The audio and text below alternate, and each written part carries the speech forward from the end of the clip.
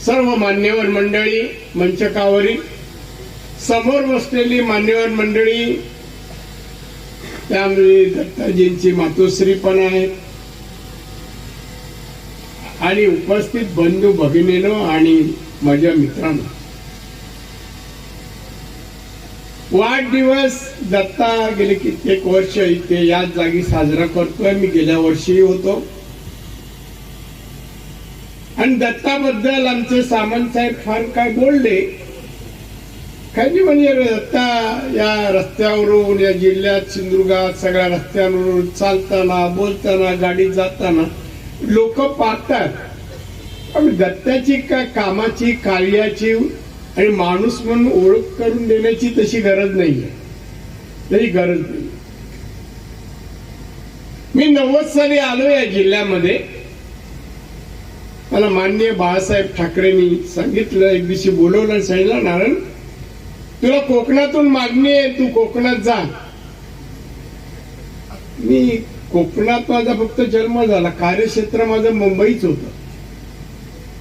म्हणलं साहेब माझी काही ओळख नाही तिकडे, त्यामुळे मला मुंबईत ठेवा. मला नारायण तुझी सगळी मागणी आहे, तू जा. काय नाही, नमस्कार केला, बोललो ठीक आहे. आणि आलो. मी आलो, खरी माझी ओळख या कार्यकर्त्याची कोणाची नव्हती. कणकवलीत 1-2 व्यक्ती फक्त, एक पत्रकार म्हणून मला ओळखत होते. पण त्यानंतर मी आलो, त्या मालवणला येऊन थांबलो रेस्ट हाऊसवर आणि काही कार्यकर्ते आले भेटायला. आम्ही अमुक तमुक. त्यावेळी दत्ताजी सामंत पण एक होते. मी त्यावेळेला विधानसभा लढवली आणि विधानसभा जिंकली. थोडक्यात सांगतो,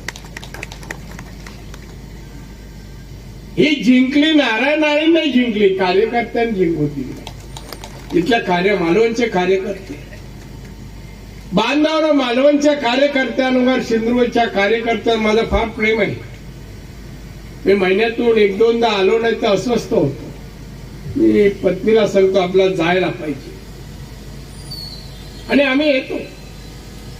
पण इथे कार्यकर्ते मदत दिली नाही, 6 वेळा निवडून दिला एवढंच नाही, त्या पलीकडे त्यांनी प्रेम दिलं. प्रेम हे महत्व. त्यांनी जो मान सन्मान आदर मला दिला ना, त्यामुळे मला एक चांगली प्रेरणा मिळाली. प्रेरणा. आणि त्या प्रेरणेमुळे मला एक कळलं की मी असं काम करत राहिलाच पाहिजे, काढलंच पाहिजे. मी विकासाची कामं केली, विधायक, सामाजिक, शैक्षणिक, क्रीडा सगळ्या क्षेत्रात मी काम केलं. आता माझ्यासारखे महाराष्ट्रात, देशात किती लोकप्रतिनिधी आहेत माहित नाही, पण मी म्हणतो मी कोणापेक्षा कमी नाही. आणि मी अशा रीतीने काम करत असताना मी रस्ते बनवले, शाळा बनवल्या, अनेक इमारती बनवल्या, पण त्याचबरोबर माणसं पण बनवली. दत्तासारखी घडवली, मी घडवली. मला व्यसन, मी स्वतः व्यसनी नाही, पान नाही, सुपारी नाही, काहीच नाही. त्यामुळे माझ्याकडे आज अख्ख्या देशात असं नसेल, जे कार्यकर्ते आहेत, मी ज्या पक्षात आहे, कुठलाही कार्यकर्ता दारू पिऊन, सिगारेट पिऊन समोर एवढ्या वर्षात 35 वर्ष झाला नाही. एकही उदाहरण नाही. असं कुठे असतं?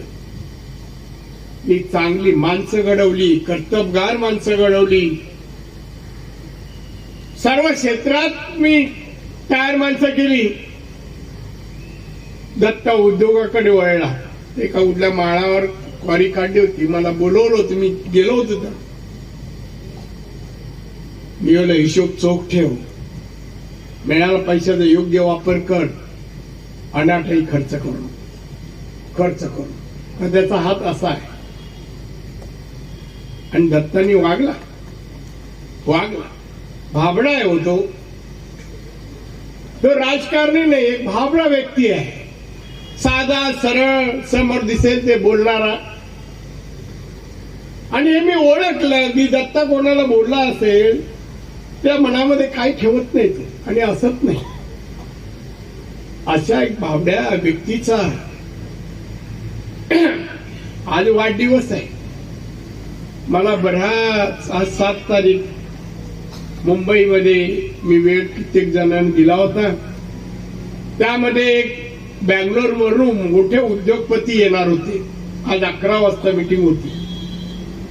दत्ता बोलला, दादा उद्या माझा वाढदिवस आहे तर मी त्या बैठक माझी आहे उद्योगपतीशी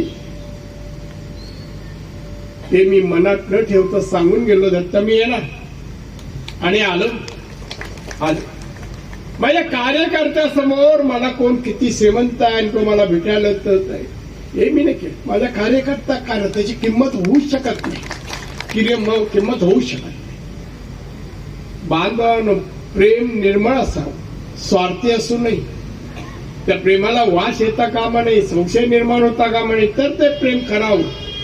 कार्यकर्ता असो, मित्र असो, सहकारी असो, कुठलंही नातं असो, ते नातं प्रामाणिक प्रेमाने जोडलं गेलं तरच त्याच्यामध्ये खऱ्या अर्थाने त्या व्यक्तीचाही लाभ होतो, तुम्हालाही समाधान मिळतं.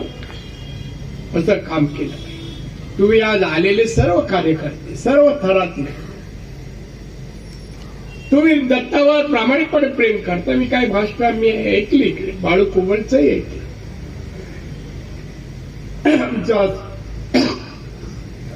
संदीप कुडतरकरचंही ऐकलं.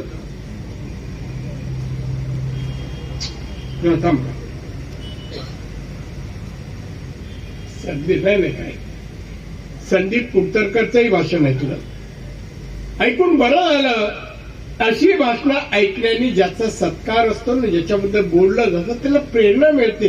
अरे मी हे काम मी करतो ते कमी आहे, याहीपेक्षा मी काम केलं पाहिजे अशी प्रेरणा दत्ताला मिळाली अशी. आणि म्हणून आजचा दिवस दत्तासाठी त्याची आई समोर बसली आहे. खरं म्हणजे मीडियावाला कोण असतं नाही नसतं. आईची जरा मुलाखत घ्या, काय वाटतं दत्ताबद्दल तुम्हाला, दत्ताबद्दल काय तुम्ही लहानपणी विचार केला होता, दत्ता असा घडेल काय कर्तृत्वान, आणि आज काय वाटतं. त्यांना पाहून आनंद वाटत असेल, त्याच्या भावंडांना, पत्नीना, मुलांना, की बघा माझ्या बाबांच्या वाढदिवसाला एवढी लोक जमतात, एवढी माणसं जमतात, मोजता येणार नाही अशी. त्याला भाग्य लागतं, नशीब लागतं. आणि दत्ता तुझ्या नशिबात यश आहे आणि त्यामुळेच एवढी लोक मोठी आज आलेली आहेत. निलेश आणि नितेश मुंबईमध्ये त्यांना मतदारसंघ दिले. निलेशकडे 22 मतदारसंघ आहेत.